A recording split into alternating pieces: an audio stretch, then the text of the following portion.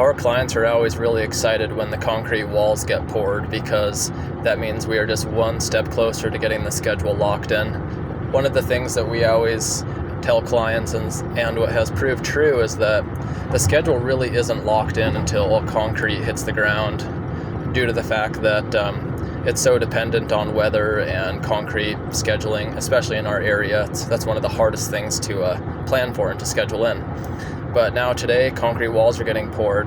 Notice here that the stinger is draped over this section of walls, and that's a pretty good idea of where they're going to start pouring the concrete.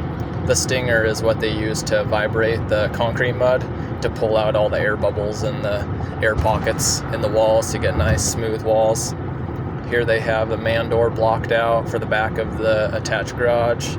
There's a piece of 6-inch diameter pipe in the wall, and the reason this pipe is in there is because that's where the garage floor drain will run out to daylight. And here's the garage door opening here blocked out. The concrete slab will actually be poured over the top of that notch out there. Concrete truck rolled up here. This concrete truck is feeding the pump truck. Pump truck then pumps the concrete over to the walls.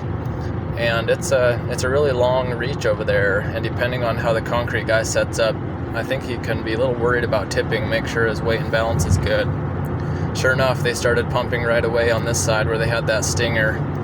You see the mud coming out of the concrete truck snout there. It's almost like an elephant trunk, if you think about it that way. And they're dropping that stinger down in that wall, vibrating it, getting that mud to flow. This section of wall here is actually 14 feet tall, so we're a 10-foot basement wall on a walkout portion. I think that's why they started in that corner, to let that firm up before they capped off the top. Here's their foreman there on the lower side hitting it with the stinger, and here's a shot of the truck. Look at that. The rear tires are off the ground of the pump truck.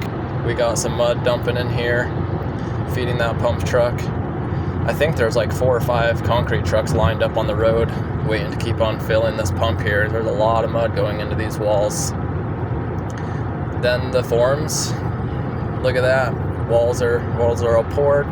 Most likely they'll have these forms stripped by Thursday at some point, and then Friday's a really nice day, so we're planning on doing the foundation waterproofing on Friday to seal up this perimeter and make sure things are good to go.